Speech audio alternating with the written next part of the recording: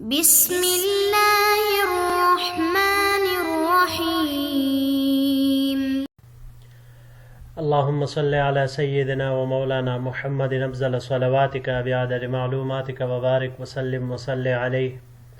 بسم اللہ الرحمن الرحیم۔ عزیز طلباء کرام، مختارات من ادب العرب سے بحمد اللہ تعالی آج ہمارا 90 نمبر سبق ہے، اور جو مضمون ہم آج کے درس سے شروع کرنے جا رہے ہیں اس کا عنوان ہے الظلم مؤذن بخراب العمران۔ ظلم آبادی کی ویرانی کی خبر دیتا ہے۔ تو بڑھتے ہیں اپنے سبق کی طرف۔ سب سے پہلے ہمیں اس مصنف جس نے یہ مضمون لکھی ہے اس کے بارے میں جانتے ہیں۔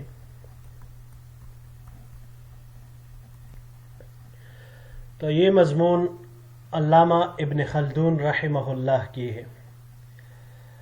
علامہ ابن خلدون رحمہ اللہ کے متعلق ہم مختصر سا عرض کر چکے ہیں، لیکن پھر بھی تھوڑا بہت یہاں پر ذکر کر دیتے ہیں کہ ان کی پیدائش 732 ہجری میں تیونس میں ہوئی، اور انتہائی ناز و نعم میں پرورش پائی ہے۔ علم کو خوب اس کی پوری گہرائی، شوق اور رغبت کے ساتھ اس انداز سے حاصل کیا کہ متفقہ فی الدین کے درجے پر فائز ہو گئے، اور اس انداز ان کی گہرائی کا اندازہ اس بات سے بھی لگایا جا سکتا ہے کہ آپ اتنے متبحر عالم بن گئے کہ حکومتی کاتب اور درباری ہونے کے بعد آپ کو عہدہ قضا بھی تفویض کیا گیا۔ علامہ ابن خلدون رحمہ اللہ 764 ہجری میں حکومت کی طرف سے ایک وفد لے کر اندلس، اس وقت اس کا دارالخلافہ جو تھا غرناطہ، وہاں چلے گئے، ایک وفد لے کر ادھر گئے۔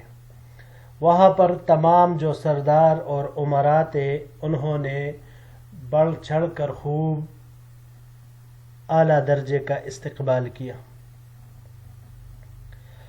پھر غرناطہ کے گورنر نے ان کو اپنے لیے خاص کرنا چاہا، یعنی ان کو ایک طرح سے پیشکش کی کہ آپ میرے خاص بن جاؤ، لیکن انہوں نے، یہ جو گورنر تھا، ان کے وزیر وغیرہ، وہ اس بات سے ناخوش اور متفق نہ ہوئے اس بات پر، جس کی وجہ سے علامہ ابن خلدون رحمہ اللہ کے متعلق وہاں پر ایک بغض اور کینہ کی جیسے حالات وہ پیدا ہونے شروع ہو گئے۔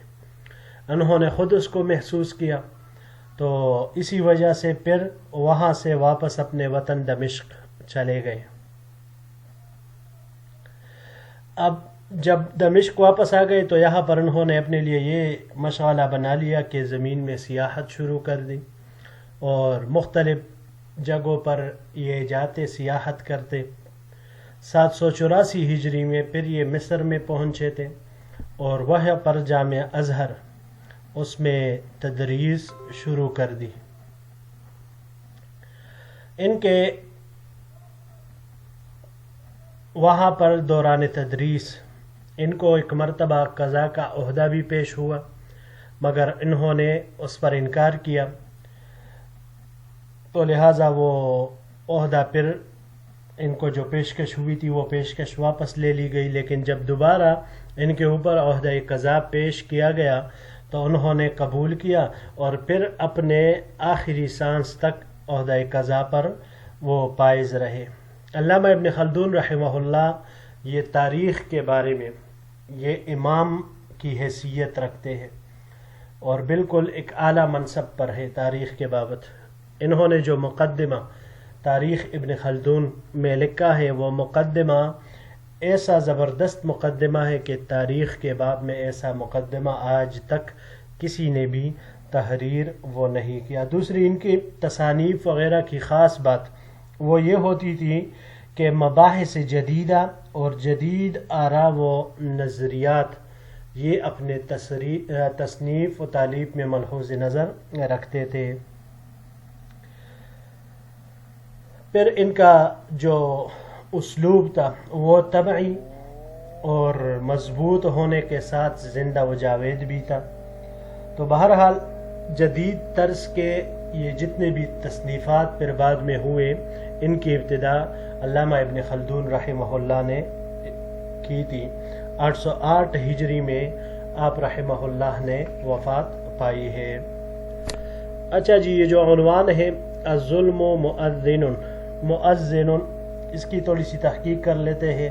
مؤذن اذان دینے والے کو کہا جاتا ہے، خبر دینے والے کو کہا جاتا ہے۔ اذانہ ازینہ باب سمعہ سے یہاں پر استعمال ہوا ہے۔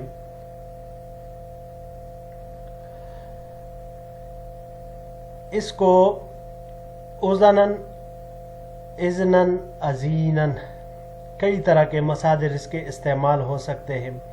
اذنن آ جائے تو کان لگانا، اذنن آ جائے یا ازینن آ جائے تو پھر اس کا معنی ہوگا اجازت دینے کا۔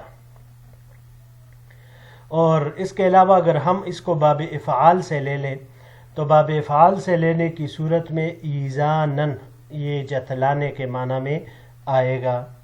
باب تفاعل سے لینے کی صورت میں تعزنن یہ قسم کھانے کے معنی میں استعمال ہوگا۔ بخرابل، خراب جیسے کہ ہم اردو میں استعمال کرتے ہیں، دوسرے لغات میں بھی یہی ویران کرنے کے معنی میں استعمال ہوتا ہے۔ اس کی جمع اخربتن یا خرابن آتی ہے۔ یہاں پر یہ باب سمعہ سے استعمال ہوا ہے خربن، خرابن، دونوں طرح سے، را کے سکون کے ساتھ خربن اور خرابن را کے حرکت کے ساتھ اجاڑ ہونا۔ اور اگر باب ضربہ سے اس کو لیا جائے تو باب ضربہ سے لینے کی صورت میں خربن یہ ڈھانے کے معنی میں آئے گا۔ جی تو بڑھتے ہیں اپنے سبق کی طرف۔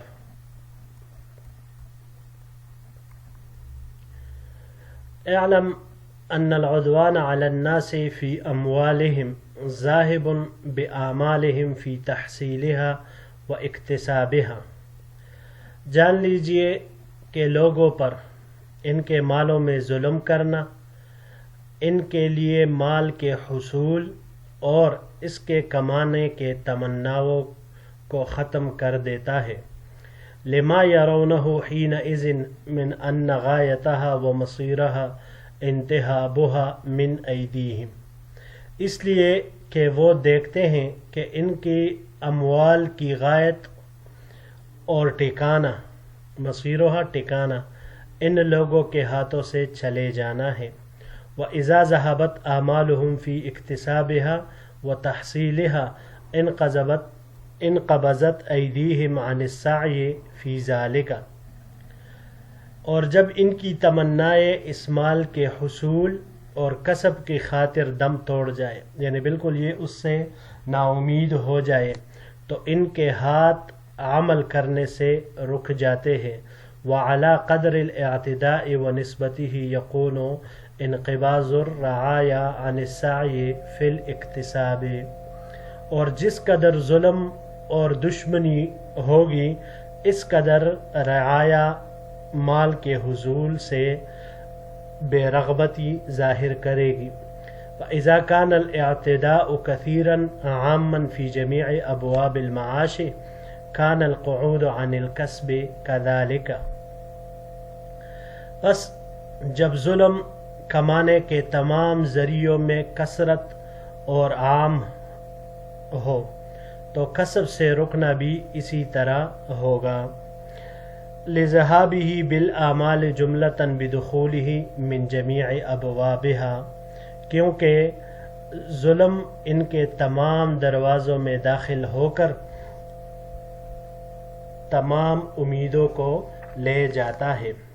وَإِنْ كَانَ الْاعْتِدَاءُ يَسِيرًا كَانَ الْانْقِبَاضُ عَنِ الْكَسْبِ عَلَى نِسْبَتِهِ، اور اگر ظلم کم ہو تو کمانے سے رکنا بھی اسی نسبت سے ہوگا، یعنی کم ہی ہوگا۔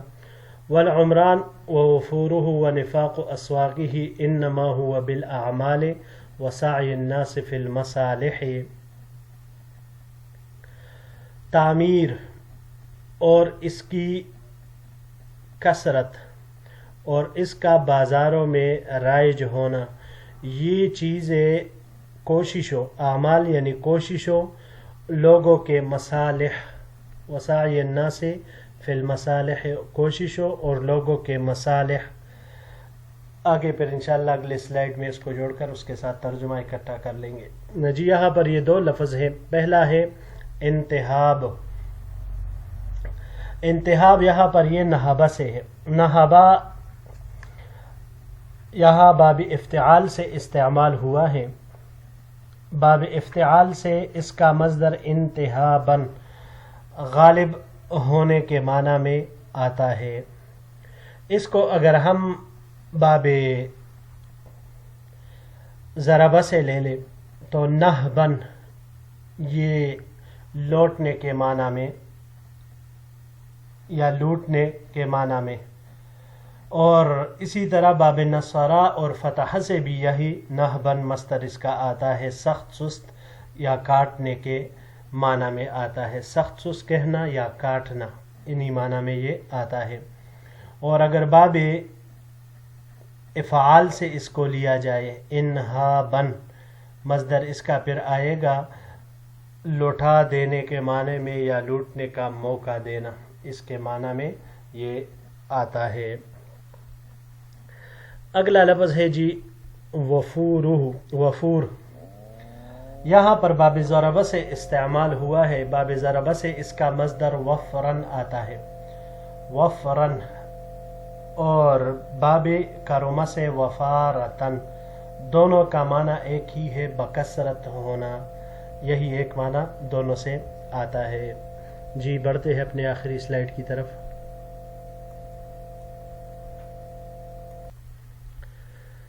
جی ماقبل کے ساتھ اس کو جوڑ دیتے ہیں. والمکاسب ذاہبین وجائین، یعنی ماقبل میں ذکر ہوا کہ آبادی، اس کی کثرت اور اس کے بازاروں کا رائج ہونا، یہ چیزیں کوششوں، لوگوں کے مصالح، اور اب اس کو ساتھ میں لگا لیں مکاسب میں کوشش کرتے ہوئے آنے اور جانے میں ہے. فَإِذَا قَعَدَ النَّاسُ عَنِ الْمَعَاشِ وَانْقَبَضَتْ أَيْدِيهِمْ عَنِ الْمَكَاسِبِ كَسَدَتْ أَسْوَاقُ الْعُمْرَانِ وَانْتَفَضَتِ الْأَحْوَالِ. جب لوگ ذرائع معاش سے بیٹھ جاتے ہیں، یعنی رخ پھیر لے، اور کمانے کی جگہوں سے ہاتھ کھینچ لے، تو کسدت اسواق العمران، آبادی کے بازار میں مندہ ہو جاتا ہے. وانتفضت الاحوال، اور احوال ٹوٹ جاتے ہیں.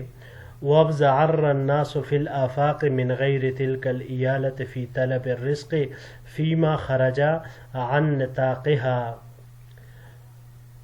لوگ اطراف عالم میں رزق کی تلاش میں اس صوبے کے علاوہ دیگر صوبوں میں، علاقوں میں، منطقوں میں وہ منتشر ہو جاتے ہیں جو حکومتی انتظام سے باہر ہوتے ہیں.